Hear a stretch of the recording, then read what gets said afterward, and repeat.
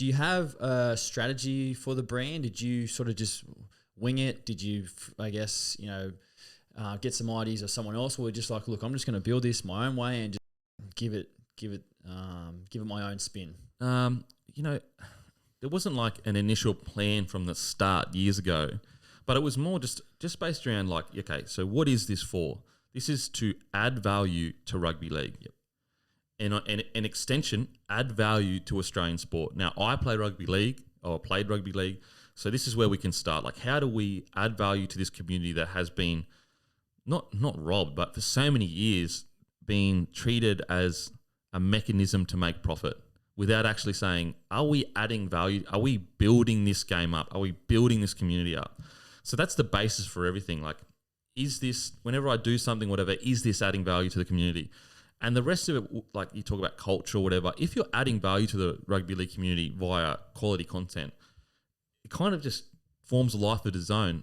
The underlying key factor to all of it with adding value is integrity. Like, keep that integrity no matter what. It's easy to put that shit story up, the clickbait. It's easy. Like, you see breaking news, 200 players in a fight, fucking blah, blah. I can post that. It's we don't know what actually happened. There's no quotes, blah, blah, blah. Yep. Easy likes, easy engagement, all that kind of stuff. But is that going to add to the rugby league community? Especially if nothing's been proven or whatever. No, it's not. And it's not what this is about. This is about adding to the rugby league community and having integrity, like, all the way through, all the time. And if I ever stuff up and, fall victim to wanting to get engagement, whatever, I'll be the first to be like, you know what, I fucked up. I shouldn't have done that. I think I've been pretty good for quite a while. But when it comes to like values, again, it's just about like, it's okay to be a bloke. Yep. And girls too. It's okay to be a Sheila. Yep. It's okay to love sport. You don't have to feel bad about that. Be honest, have a laugh, and just be there for your mates. Honestly, that's as basic as it is. I love that. It's so simple, like simple core values. Yeah. Australians resonate with it. Well, a lot of people, like, if you said to a lot of young men nowadays, it's like, what's your principles? They were like, what's a principle? Yeah, yeah. Well, these are underlying core factors of what it is to be a human being. What do you stand, like, what's integrity? Well, it's having a consistent basis for is this the right thing to do, regardless of the result it will give me. For example, integrity for me is, I said yes to the Warriors. Now, that's going to cost me hundreds of thousands of dollars. Will $100,000 change your integrity?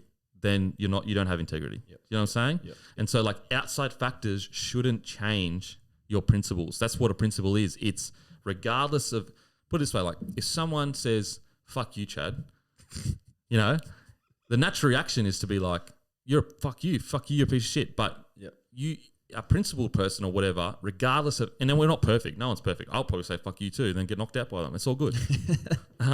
But what I'm saying is that principles are things that don't get affected by what's happening around you. Yep. And if you base something on that and they're good principles, I think usually most people, they won't be able to articulate why they're so attracted to your brand, but it is because you have a set of principles and you stick to them regardless of outside results and incomes. For example, do I put this controversial post up that may be considered negative that's going to get 10,000 likes? Or do I say, you know what? I don't care about the likes. What I care about is I don't believe that that's the right thing to do. And that's kind of where Bloke In A Bar fucking comes from.